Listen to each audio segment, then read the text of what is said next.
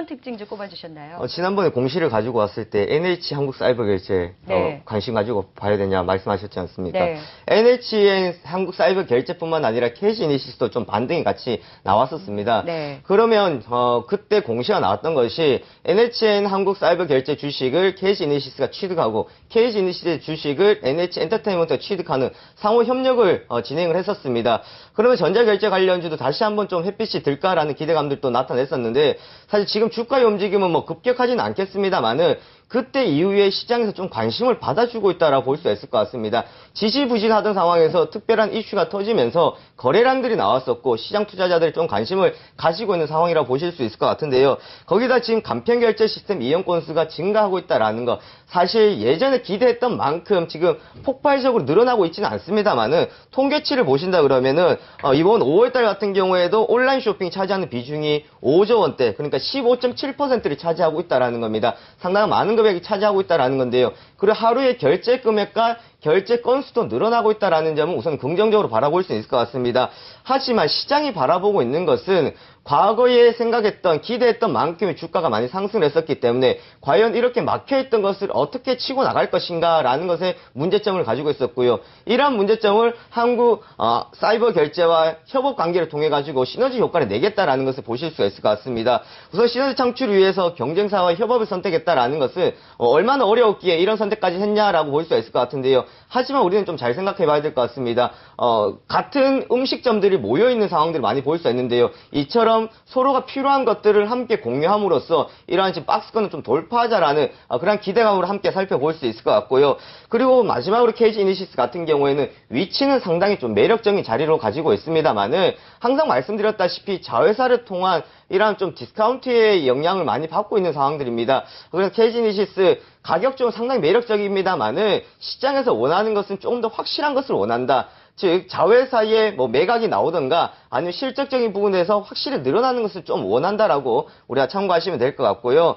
두 번째 종목은 뭐 공시이다기보다가는 지금 뉴스 내용입니다. 사실 지금 여러 군데서 다 이제 포켓몬고에 대한 이야기가 상당히 많이 나오고 있는데요. 주식시장에서도 상당히 열풍을 불고 있습니다. 뭐 사람들이 포켓몬고를 찾으러 간다 그러면 투자자들은 주식시장에서 과연 어떠한 것이 포켓몬고로서 우리가 잡을까라는 이야기들 많이 나오고 있는데요. S넷이라는 종목입니다. 지난번에도 한번 말씀드렸었는데 어제 S넷 같은 경우에는 포켓몬고 열풍에 따라 가지고 증강현실 AR 관련주로 또 이야기가 되면서 장중 큰 폭의 상승세를 한번 보였던 상황들이었습니다. 하지만 우리가 S넷을 좀 관심 있게 봐야 되는 것은 사물 인터넷으로 보자라는 말씀을 드렸었는데 지금 증강현실에 대한 기술력을 보유하고 있다. 즉 관계사인 3D 팩토리와 관계를 맺고 있다라는 것에 좀 긍정적으로 볼 수는 있습니다만은 사물 인터넷 시장 확대에 대한 기대감을 나타낼 수가 있을 것이다 라는 겁니다.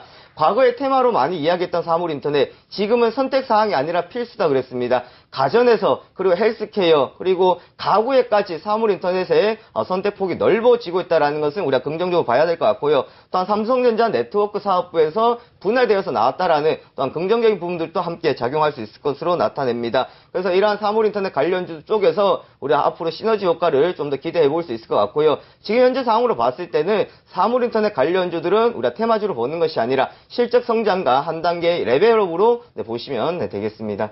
네, S넷이 전일장 AR, VR 관련주로 또다시 부각이 되면서 강한 시세가 나타났고 역시 사물인터넷 관련주로서 성장성에 대해서도 이야기를 해주셨습니다. 앞서서 KG이니시스 짚어봤는데 김일철 대표님도 어떤 종목 사연이 있다라고 보셨어요? 네, 우선 좀 시장이 좀 올라가고 있으니까 좀 올라가는 종목도 위주로 봐야 될 것 같은데요. 네. 그런데 이제 뭐 대유혜택 같은 경우에는 상당히 시장과 다르게 자회사 상장을 하면서 급락을 하는 경우를 볼 수가 있었습니다.